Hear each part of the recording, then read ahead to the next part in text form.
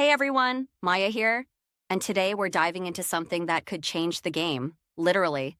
I'm talking about RPG Empire, the AI game dev tool that's got me seriously hyped.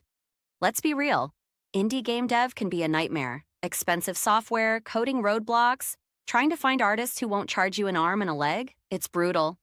But what if AI could handle the heavy lifting? Character design, world building, even writing compelling storylines. That's where RPG Empire comes in. This thing lets you generate assets and mechanics faster than you can say game over.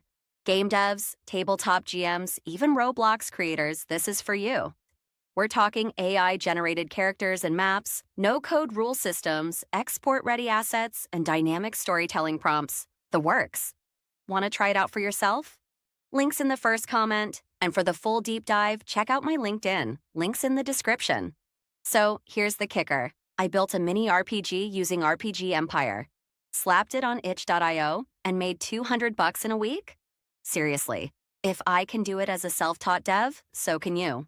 Stop overcomplicating things. Let AI do the heavy lifting. Grab RPG Empire now and start creating today.